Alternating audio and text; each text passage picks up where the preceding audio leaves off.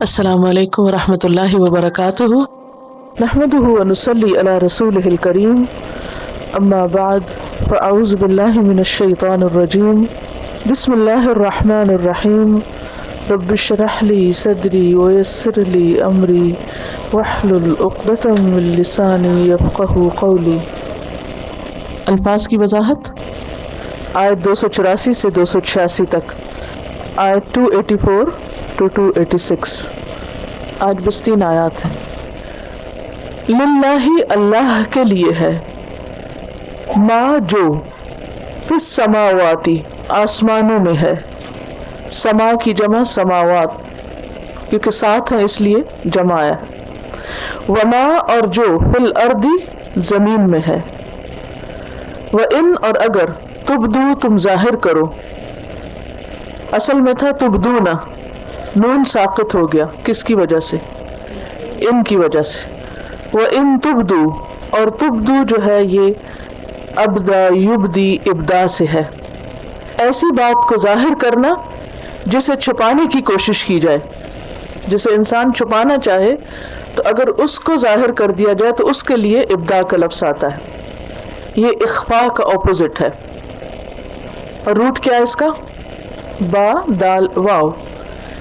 ان تبدو، اگر تم ظاہر کرو گے، ما جو فی انفسکم تمہارے نفسوں میں ہے، نفس کی جمع انفس، او یا تخفوہ یا تم چھپاؤ گے اس کو، اخفا یخفی اخفا چھپانا، خا فا یا اس کا روٹ ہے۔ یحاسبکم محاسبہ کرے گا تمہارا، حساب لے گا تم سے، حاسب یحاسب محاسبہ حساب لینا، بہی ساتھ اس کے، اللہ اللہ، فیغفر پھر بخش دے گا، معاف کر دے گا، غفر یغفر لفظی معنی ہوتا ہے ڈھانپنا، اور مغفرت کہتے ہیں گناہوں کے ڈھانک دینے کو اور ان سے تجاوز کرنے کو، ستر الذنب والتجاوز عنہ۔ لمن یشاء واسطے جس کے وہ چاہے گا، شاء یشاء سے، شیء مصدر ہے، ویعذب اور عذاب دے گا، عذب یعذب تعذیب عذاب دینا، ٹو پنش۔ من یشاء جس کو وہ چاہے گا، واللہ اور اللہ، علی کل شیء اوپر ہر چیز کے، قدیر قدرت رکھنے والا ہے، قدیر بروزن فعیل، قاف دال را اس کا روٹ ہے۔ قدیر وہ ہوتا ہے جو حکمت کے ساتھ جو چاہے کر لے، کوئی چیز اس کو روکنے والی نہیں۔ آمن ایمان لائے، آمن یؤمن ایمان، الرسول رسول، بما ساتھ اس کے جو، انزل نازل کی گئی، الیہ طرف اس کے یعنی رسول کے، من ربہ اس کے رب کی طرف سے، والمؤمنون اور سارے مؤمن، مؤمن کی جمع ہے مؤمنون، کلن سب کے سب، آمن ایمان لائے، باللہ اللہ پر، وملائکتہ اور اس کے فرشتوں پر، ملکن کی جمع ملائکہ، اور روٹ کیا ہے؟ حمزہ لام کاف الک یألک پیغامبری، وکتبہ اور اس کی کتابوں پر، کتاب کی جمع ہے کتب، ورسلہ رسول کی جمع ہے رسل اور اس کے رسولوں پر، لا نہیں، نفرق ہم فرق کرتے، فرق یفرق تفریق جدائی ڈالنا، الگ الگ کرنا، تفریق کرنا، ٹو ڈسٹنگ، بین درمیان، احد کسی ایک کے بھی، من رسلہ اس کے رسولوں میں سے، رسل رسول کی جمع، وقالو اور انہوں نے کہا، سمعنا ہم نے سن لیا، واطعنا اور ہم نے اطاعت کی، اطعنا کا روٹ ہے طا واو عین، طوعن خوشی سے بات ماننا، غفرانک بخشش تیری، غفران مصدر ہے، غفر یغفر سے غفران مصدر ہے، تیری بخشش، ربنا اے ہمارے رب، اصل میں تو یہ ربنا ہونا چاہیے لیکن یا محذوف ہے، اس کے شروع سے یا جو ہے وہ حذف کر دیا گیا ہے جو حرف ندا ہے. وَإِلَيْكَ اور تیری طرف، المصیر لوٹنا ہے پلٹنا ہے، صاد یا را سیرن، اور مصیر اسم ظرف مکان بھی ہے اور مصدر بھی ہے، لوٹنے کی جگہ، ٹھکانہ، قرارگاہ. لا یکلف اللہ نہیں تکلیف دیتا اللہ، کلف یکلف تکلیف کسی پہ کوئی بوجھ ڈالنا، مشقت میں مبتلا کرنا. نفسن کسی نفس کو، کسی جان کو، کسی انسان کو، الا مگر وسعها اس کی وسعت کے مطابق. وسعت اردو میں کس کو کہتے ہیں؟ کسی چیز کی وسعت، اس کی فراخی، مراد ہے کیپیسٹی، طاقت، یعنی اس کی طاقت اس کی کیپیسٹی سے زیادہ اس پہ بوجھ نہیں ڈالتا، ڈالنا چاہے تو روک کون سکتا ہے. لہا اس کے لیے ہے، ما جو، کسبت اس نے کمایا، کسب یکسب کسب کوشش سے کچھ کمانا، وعلیہا اور اسی کے ذمہ ہے، مکتسبت جو اس نے کمائی کی کوشش کی. ربنا اے ہمارے رب، لا تؤاخذنا نہ تو مؤاخذہ کر ہمارا، اخذ یأخذ سے، حمزہ خا ذال اس کا روٹ ہے، مأخوذ جو اردو میں لکھا جاتا ہے وہ بھی اسی سے ہے، اور مؤاخذہ ہوتا ہے کسی کو اس کی غلطی پر پکڑنا. ان نسینا اگر ہم بھول جائیں، نسیان جاننے کے بعد کوئی چیز نہ جاننا. نسیان کیا ہوتا ہے؟ بھولنا. کیسے؟ یعنی آپ کو ایک بات پہلے یاد تھی اور پھر بھول گئی، تو جو چیز پتہ ہی نہ ہو، یاد ہی نہ ہو، اس کو نسیان نہیں کہتے. او اخطأنا یا ہم نے خطا کی.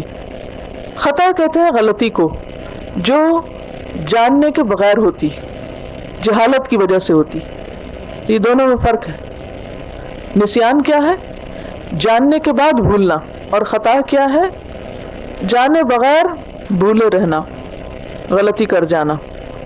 ربنا اے ہمارے رب، ولا تحمل اور نہ تو ڈال، حمل یحمل بوجھ ڈالنا، علینا ہم پر، اسرن بوجھ. اسر کہتے ہیں شدت اور مشقت کو، یعنی ہم پر ایسا بوجھ نہ ڈال، کما جیسا کہ حملتہ ڈالا تو نے اس کو، علی الذین ان لوگوں پر، من قبلنا جو ہم سے پہلے گزرے، یعنی یہود و نصارہ پہلی امتیں.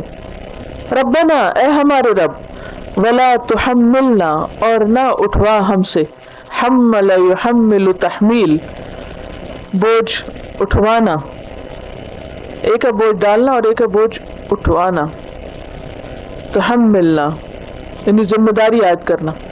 ما جو لا نہیں، طاقتا طاقت اردو میں استعمال ہوتا ہے، لنا ہمارے لیے بھی اس کی، واعف عنا اور ہم سے درگزر فرما، ہم کو معاف کر دے. عین فا واو عفو، گناہ کو اعمال نامے سے مٹا دینا. عفو کیا ہے؟ معاف کر دینا، مٹا دینا. وغفر لنا اور ہمیں بخش دے، اور مغفرت کیا ہوتا ہے؟ ڈھانپ دینا. اصل میں یہ لفظ مغفر سے ہے. مغفر کہتے ہیں ہیلمٹ کو جو جنگ کے موقع پر پہنا جاتا ہے، لوہے کی بہت بڑی ٹوپی جو پہلے زمانے میں لوگ تیر اور تلوار کے وار سے بچنے کے لیے سر کی حفاظت کے لیے پہنا کرتے تھے. ورحمنا اور ہم پہ رحم فرما، have mercy on us. انت تو ہی مولانا ہمارا مولا ہے. مولا کا لفظ جو ہے یہ واو لام یا سے ہے، اور اس کے کئی ایک معنی، مددگار کے معنوں میں بھی آتا ہے، حامی و ناصر، پروٹیکٹر، اور کسی کام کا ذمہ دار، متولی الامر جسے تولا کے معنوں میں لیا جاتا ہے، مالک.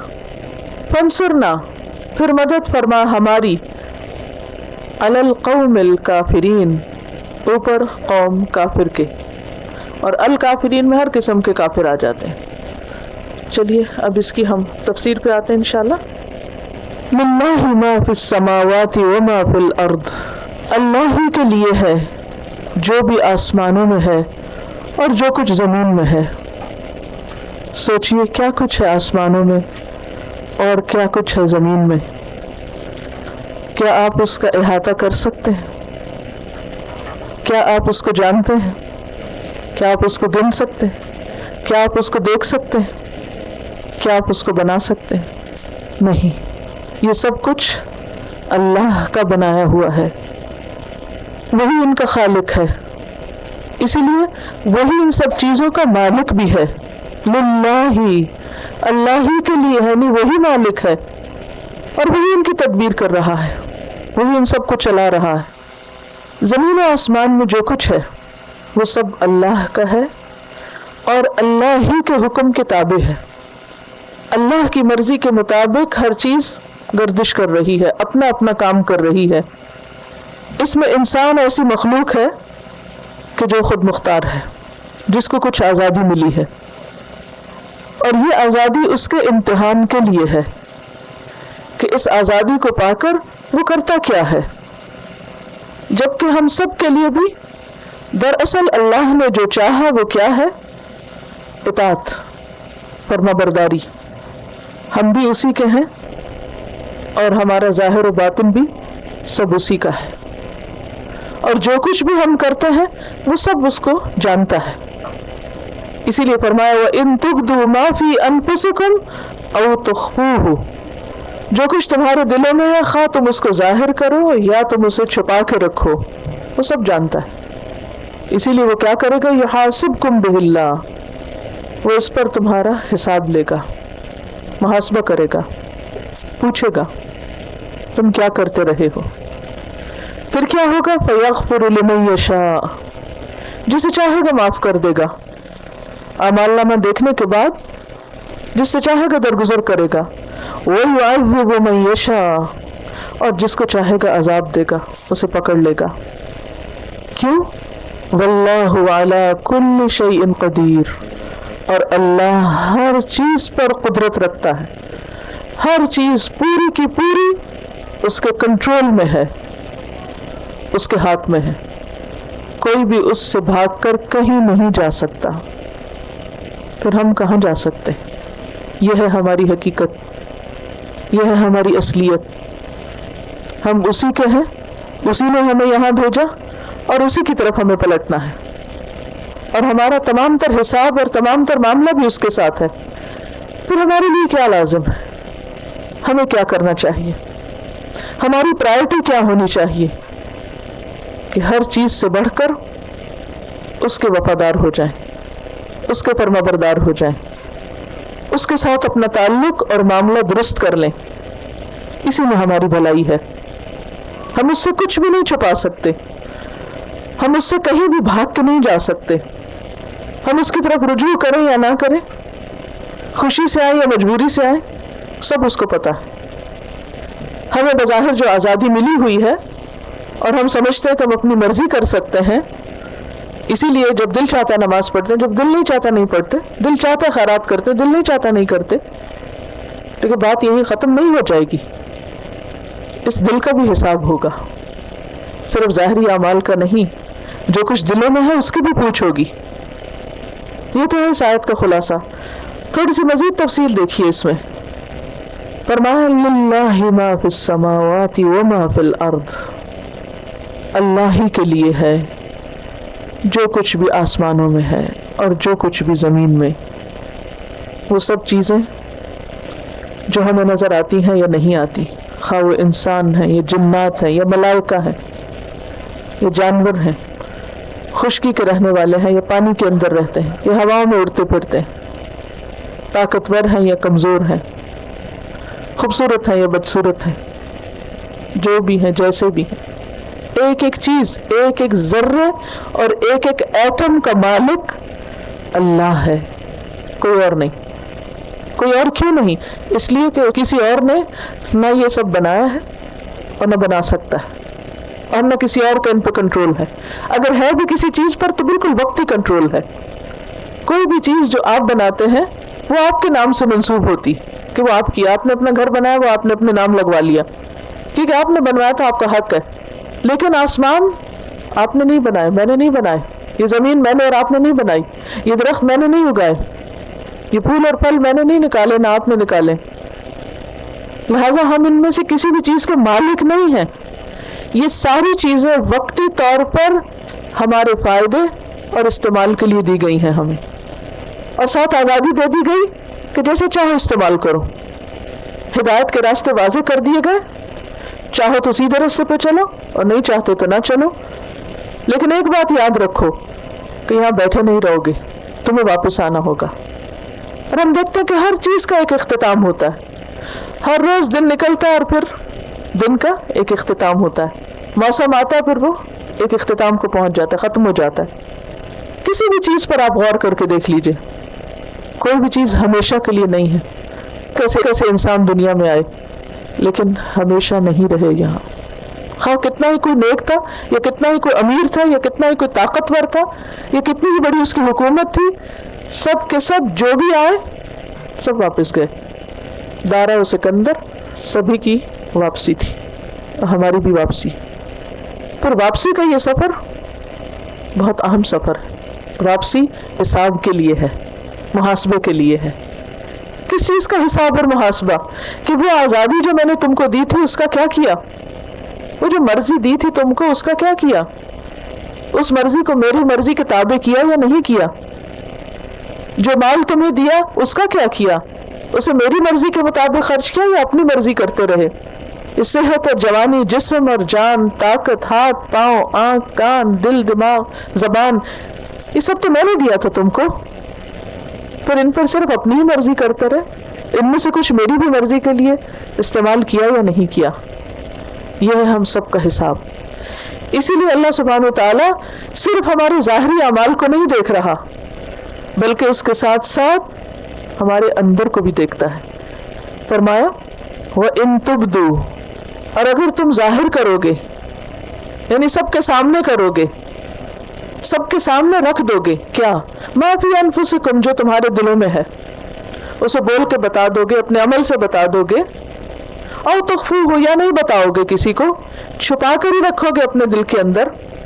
اور ہم میں سے ہر ایک کے ساتھ ایسا ہوتا ہے نا، ہمارے دل میں کتنی ہی باتیں ہوتی ہیں، کتنے خیالات ہوتے ہیں، کتنی سوچیں ہوتی ہیں، سارا وقت ہمارا دماغ چلتا رہتا ہے.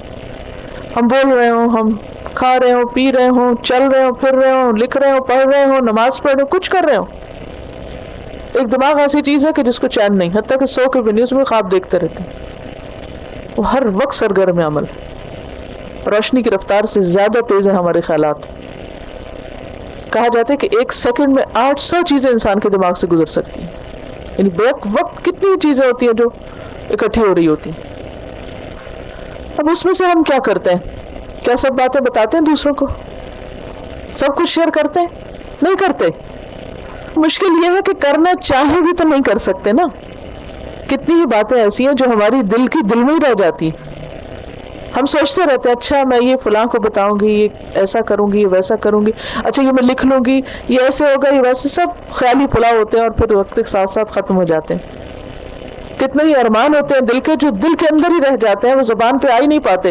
ایسا نہیں ہوتا کہ نہیں لانا چاہتے، لانا بھی چاہتے پھر بھی نہیں لا پاتے، صرف سوچتے ہی رہ جاتے ہیں. اور پھر یہ کہ خود ہی سوچ کے خود ہی بھول جاتے ہیں، مگر اللہ کے ہاں کوئی نسیان نہیں، وہ نہیں بھولتا.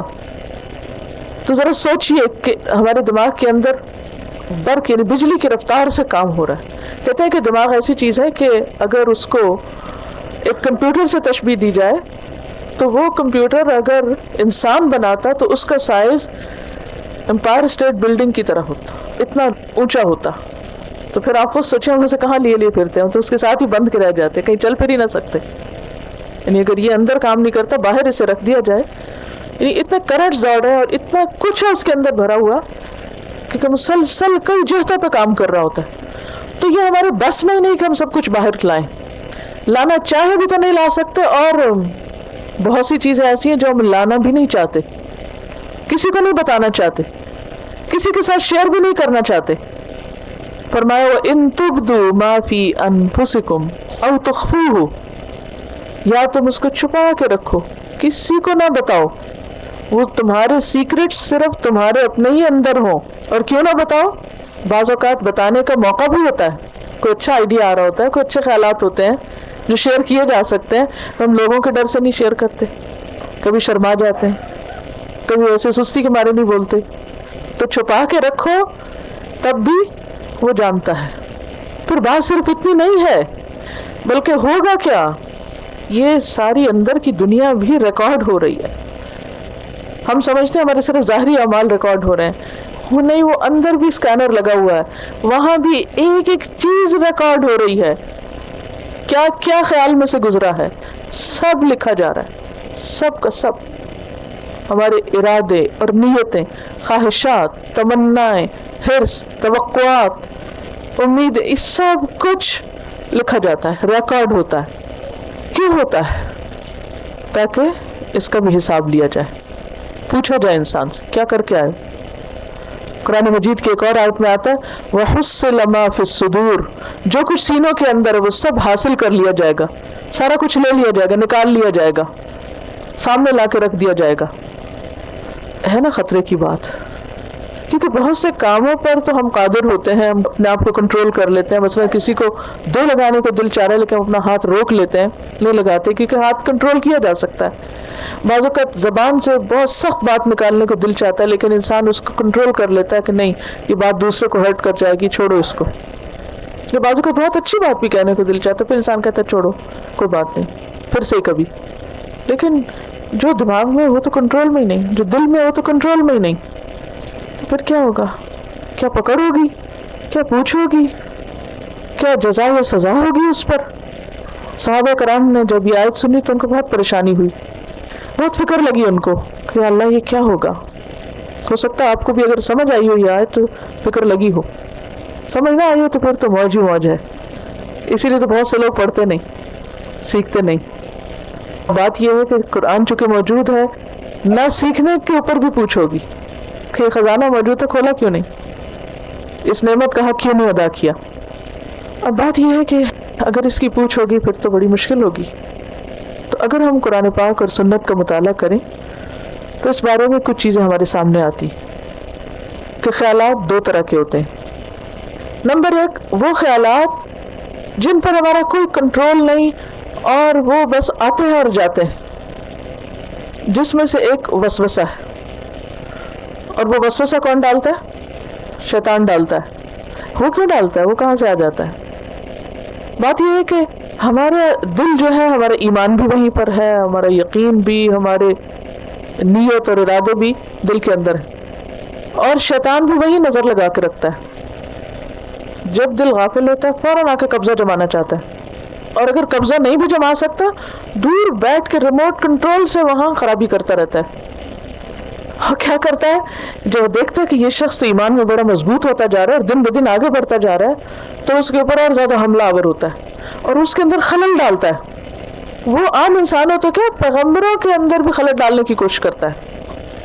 القى الشیطان فی امنیتی، اس میں خلل ڈالنے کی کوشش کرتا ہے کہ اس کو میں کسی طرح بھٹکاؤں، اس کا فوکس جو ہے وہ ختم کروں، کیونکہ وہ اللہ کا بھی دشمن ہے، ہمارا بھی دشمن ہے. لہذا اس کو یہ بات حاسد کو یہ اچھی نہیں لگتی بالکل بھی کہ ہم اللہ کے بندے بنے، یا ہمارا کوئی اللہ سے تعلق ہو، یا اللہ سے محبت ہو، یا ہم اللہ کے فرما بردار اور خالص سچے اور پکے اسی کے بس بن کے رہ جائیں. یہ نہیں وہ چاہتا.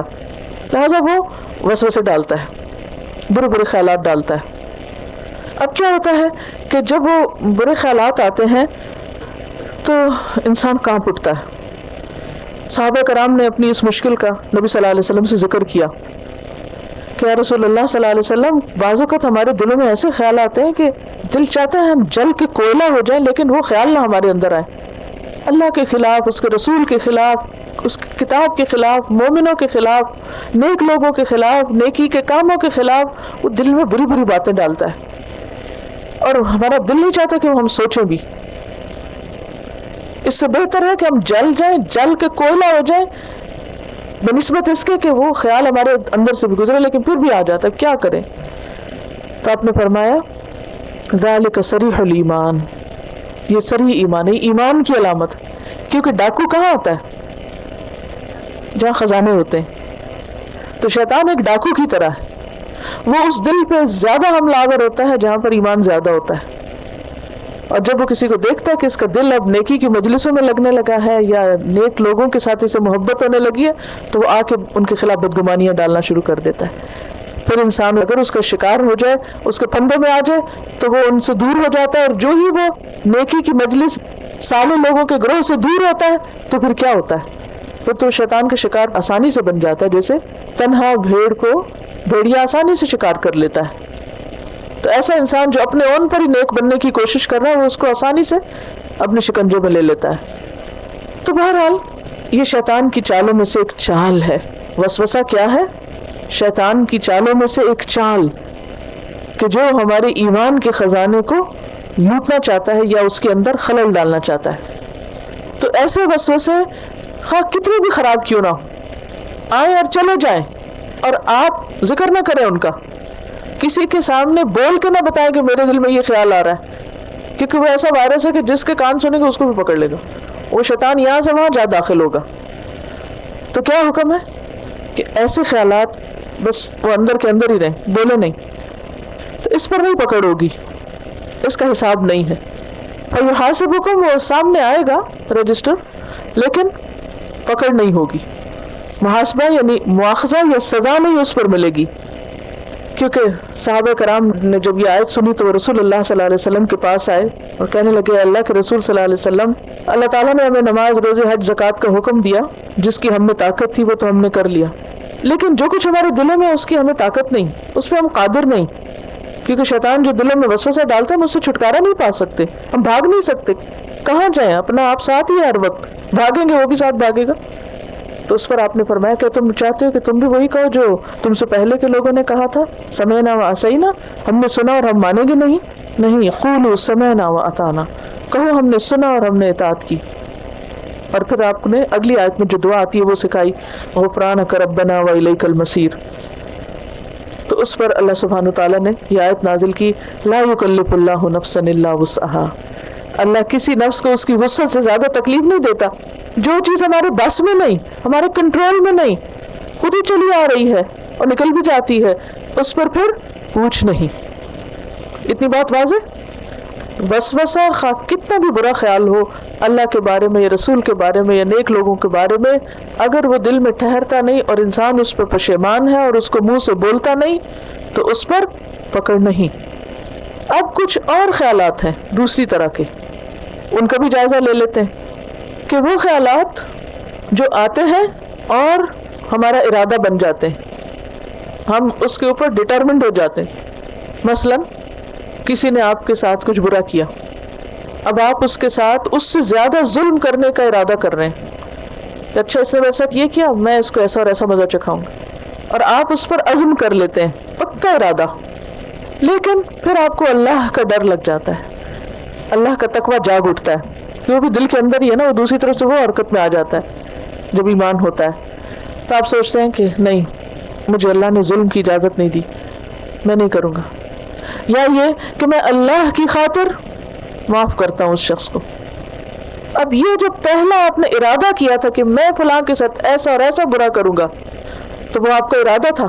تو جو پکا ارادہ ہوتا ہے اس پر تو پکڑ ہوتی ہے، کیونکہ نیت اور ارادے پر جزا سزا ہے. کیونکہ قرآن پاک میں آتا ہے، یا ایھا الذین آمنوا اجتنبوا کثیرا من الظن ان بعض الظن اثم.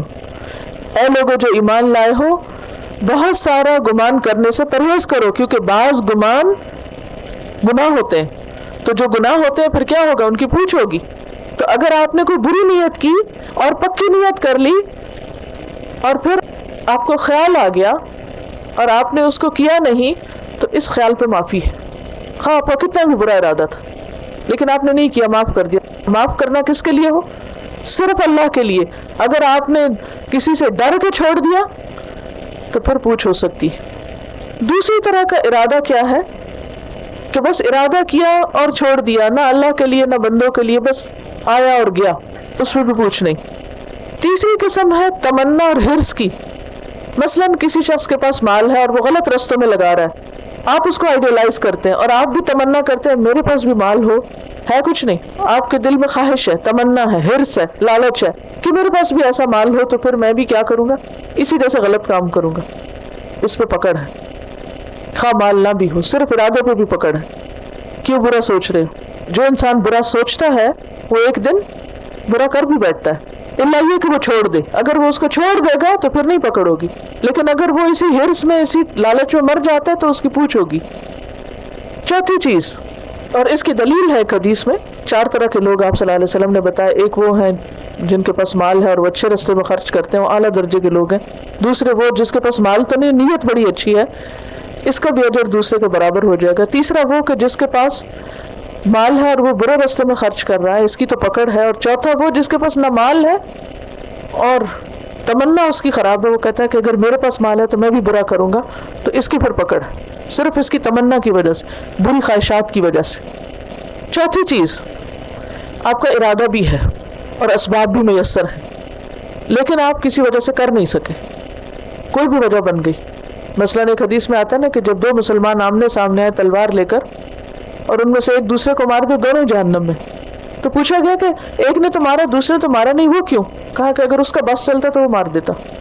تو اب اس کو بھی قاتل برابر ہی سزا ملے گی. جس نے قتل کا صرف ارادہ کیا تھا، ارادہ بھی تھا، اسباب بھی تھے، لیکن کسی وجہ سے اس کے اسباب کام نہیں آئے، کسی اور کے اسباب آ گئے کام، تو اس کی بھی پکڑ، اس پہ محاسبہ ہے. واضح سمجھ آ گئی یا نہیں ہے؟ الحمدللہ. فرمایا وَإِن تُبْدُوا مَا فِي أَنفُسِكُمْ او تخفوہ، خواہ تم ظاہر کرو یا چھپاؤ وہ جو تمہارے دلوں میں ہے، کل قیامت کے دن دلوں کے اعمال کا بھی محاسبہ ہوگا. یحاسبکم بہ اللہ، وہ تمہیں اس پہ پکڑ سکتا ہے. کس پہ پکڑے گا اور کس پہ نہیں، اس کی وضاحت آپ کے سامنے رکھ دی گئی. فیغفر لمن یشاء، پھر معاف کر دے گا جس کو وہ چاہے گا، کیونکہ مالک یوم الدین وہ ہے، پورا اختیار اس کے پاس ہے، کسی اور کے پاس نہیں. اسی لیے اس بات سے منع کیا گیا ہے کہ کوئی کسی کے بارے میں کہے کہ فلاں جہنمی ہے یا فلاں جنتی ہے. دونوں چیزیں منع کی گئیں. کوئی بھی انسان جو زندہ ہو یا مردہ ہو، ہم میں سے کسی کو اجازت نہیں کہ ہم اس کے بارے میں ججمنٹل رویہ اختیار کریں اور ہم فتوے دینے لگے یا فیصلہ کرنے لگے. میں یقین سے کہتی ہوں یہ فلاں شخص جنت میں جائے گا. You have no authority to say that. آپ کے پاس کوئی اتھارٹی نہیں کہ آپ کسی کو جنت میں بھیج سکیں.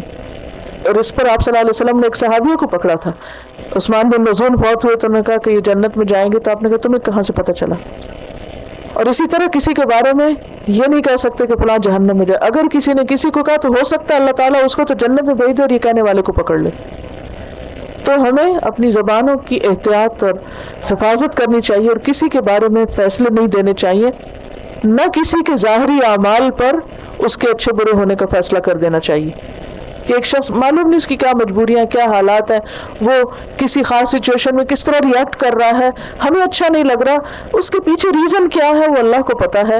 لہٰذا ہمیں کوئی حق نہیں کہ ہم اس کے بارے میں فیصلہ کریں کہ یہ ایسا ہے اور یہ ویسا ہے. لوگوں پر تبصرہ کرنے کی بجائے، لوگوں کے بارے میں ہر وقت رائے دینے کی بجائے ہمیں اپنے اوپر نظر رکھنی چاہیے کہ ہم خود کیا کر رہے ہیں. لیکن اکثریت کو شیطان یہ بھلوا دیتا ہے اور لوگ کیا کرتے رہتے ہیں، ہر وقت دوسروں کے عیبوں کے پیچھے پڑے رہتے ہیں. کہیں 2 لوگ بیٹھیں گے، کسی تیسرے کو لے کے ڈسکس کرنا شروع کر دیں گے، فلاں ایسا اور فلاں ایسا اور فلاں ایسا ہے. تو کسی کی بات کرنے کی بجائے ہمارے لیے بہتر کیا ہے کہ ہم اپنا حساب لیں، اپنے آپ کو دیکھیں، کیونکہ معاف کرنے کا سارا اختیار اللہ کے پاس ہے. فَيَغْفِرُ لِمَن يَشَاءُ وَيُعَذِّبُ مَن يَشَاءُ، جسے چاہے گا معاف کر دے گا اور جسے چاہے گا عذاب دے گا. سارے اللہ کے بندے. اور یہ یاد رکھیے کہ اس کا کوئی بھی کام حکمت سے خالی نہیں. وہ اپنے اختیار کو اندھا دھند استعمال نہیں کرتا بے سوچے سمجھے. مخلوق اس کی اپنی ہے، اگر وہ اپنی بنائی ہوئی چیز کو توڑ پھوڑ بھی دے، سزا بھی دے، تو بھی وہ ظالم نہیں. کیوں؟ اچھا اگر یہ کاغذ آپ کا ہے اور آپ اسے پھاڑ رہے ہیں تو کوئی پوچھ سکتا ہے بھی ہائے آپ کاغذ کیوں پھاڑ رہے ہیں؟ کیا کہیں گے آپ؟ میرا کاغذ ہے، میری مرضی. اس کو تو آپ کچھ نہیں کہیں گے، ہاں بھی بالکل ٹھیک کہہ رہے ہو، تمہاری مرضی، تمہارا کاغذ. ہم سب بھی کس کے ہیں؟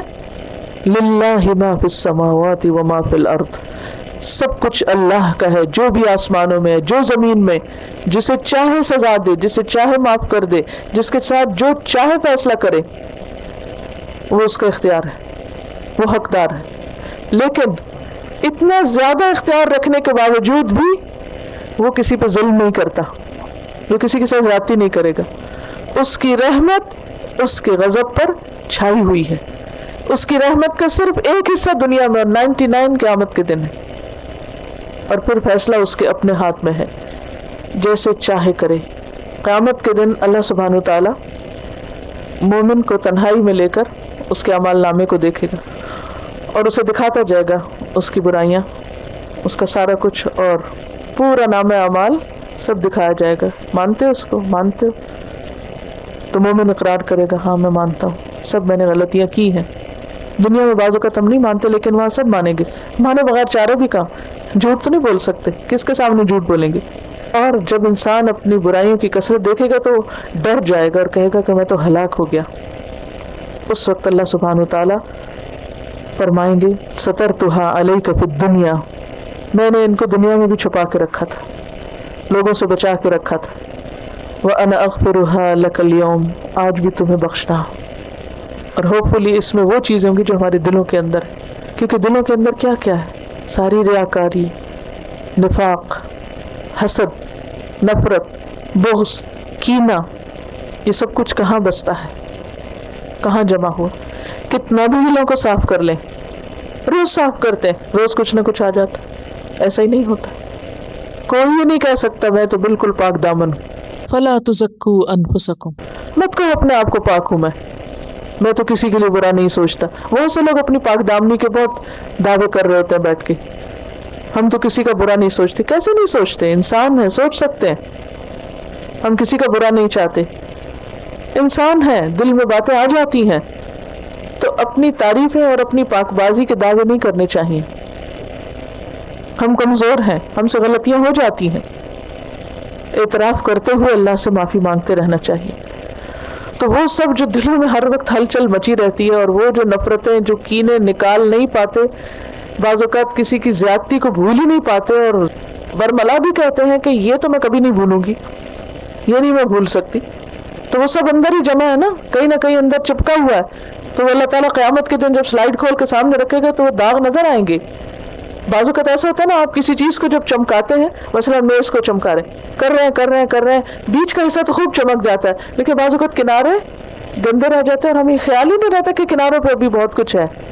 تو بہت سے لوگ ایسے بھی ہوتے ہیں کہ جو اپنے دل کا مسلسل محاسبہ کرتے ہیں، صفائی کرتے ہیں، اور حسد اور بغض اور کینہ نکالتے رہتے ہیں، لوگوں کو روز معاف کر کے سوتے ہیں، اس کے باوجود بھی پتہ نہیں چلتا، کیونکہ اس کے پردے ہیں نا، کہیں تہے ہیں، کسی نہ کسی تہ کے اندر کچھ نہ کچھ چھپا رہتا ہے، اور جو ہی اس کو موقع ملتا ہے اٹھ کے سامنے آ جاتا ہے۔ پھر ہم دیکھنے والے ہوتے ہیں کہ ہم کتنے شریف اور کتنے اچھے، پھر ہمارے ریئیکشنز بتاتے ہیں کہ ہماری اصلیت کیا ہے۔ عام حالات میں تو سبھی نارمل ٹھیک رہتے ہیں، لیکن ہر ایک کا امتحان اس وقت ہوتا ہے جب کوئی ایسی سچویشن پیش آتی ہے جو اس کی مرضی کے 100% خلاف ہوتی، پھر دیکھنے والا ہوتا ہے کہ وہ کرتا کیا ہے، اس وقت وہ کس طرح اپنے آپ کو کنٹرول کرتا اور تھامتا ہے۔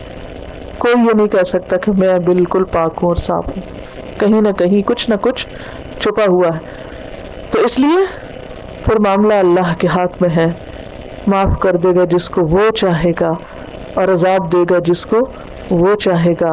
واللہ علی کل شیء قدیر، اور اللہ ہر چیز پر قادر ہے، ہر چیز پر قدرت رکھتا ہے، لیکن وہ ایسا قادر ہے، ایسی قدرت اور طاقت ہے اس کی کہ جسے وہ اندھا دھند دنیا کے بادشاہوں کی طرح استعمال نہیں کرتا۔ اس کی ہر مشیت حکمت پر مبنی ہے، اس کی چاہت کس پر مبنی ہے؟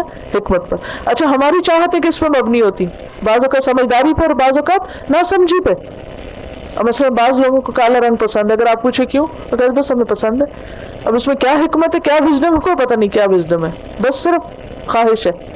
تو ہمارے تو بہت سے فیصلے ہماری خواہشات پر مبنی ہوتے ہیں، اس میں کوئی حکمت اور سمجھ بوجھ اور عقل کی بات نہیں ہوتی، بالکل چائلڈش رویے ہوتے ہیں نا بعض اوقات ہمارے۔ ہم ایسی چیزوں کی ڈیمانڈ کر رہے ہوتے ہیں، ایسی چیزیں چاہ رہے ہوتے ہیں کہ جس کے پیچھے کوئی وزڈم نہیں ہوتی، کوئی بھلائی نہیں ہوتی، لیکن بس پھر بھی بس منمانی کرنا چاہتے ہیں۔ لیکن اللہ ایسا نہیں ہے کہ جب ہم یہ کہتے ہیں کہ وہ ہر چیز پر قادر ہے، جو چاہے کرے، تو وہ جو چاہے صرف خواہشات کی بنا پر نہیں کرتا، وہ حکمت کی بنیاد پر کرتا ہے، اور وہ ظالم بھی نہیں ہے.